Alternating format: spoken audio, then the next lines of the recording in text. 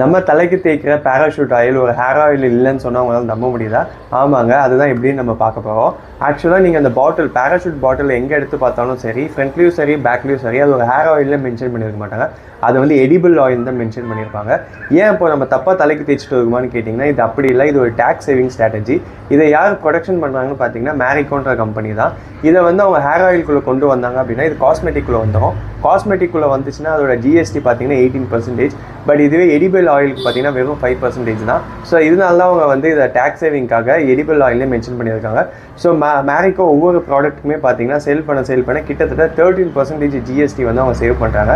இது மட்டும் இல்லை, நீங்கள் மெடிமிக்ஸ், ஹிமாலயன், சாந்தோ இதுமாதிரி எந்த சோப் எடுத்தாலுமே பார்த்தீங்கன்னா அது மெடிக்ளினிக் ப்ராடக்ட்ஸ்குள்ளே வந்துடும். மெடிக்ளினிக் ப்ராடக்ட்ஸ்குள்ளே வந்துச்சுன்னா அதுக்குமே டேக்ஸ் கம்மி தான். அதே மாதிரி தான் ஃபுட்வேர் இருக்கும். நீங்கள் ஏதாவது ஷூஸ் வாங்குறீங்க அப்படின்னா அது 1000 rupeesக்குள்ளே வந்துச்சுன்னு பார்த்தீங்கன்னா அதுக்கு வந்து 12% ஜிஎஸ்டி. அதுவே வந்து 12%, அதாவது 1000 rupeesக்கு மேலே போச்சுன்னு பார்த்தீங்கன்னா 18% ஜிஎஸ்டி.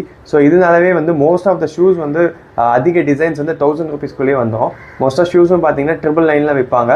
ஸோ நிறைய வெரைட்டி ஆஃப் ஷூஸ் வந்து இந்த 1000 rupeesக்குள்ளே தான் வரும். அதுக்கு மேலே போக வெரைட்டிஸ் கம்மியாக இருக்கும். ஸோ நிறைய கம்பெனிஸ் வந்து டேக்ஸ் சேவிங்காக அவங்களோட ரெகுலேஷன் எந்தெந்த லூப் ஹோல்ஸ்லாம் இருக்கும் அதெல்லாம் ஃபைன் பண்ணி இந்த மாதிரி பண்ணிட்டு இருக்காங்க. ஸோ இந்த வீடியோ பிடிச்சதா லைக் பண்ணுங்கள், என்னோட சேனலையும் ஃபாலோ பண்ணிக்கோங்க. Thank you, by.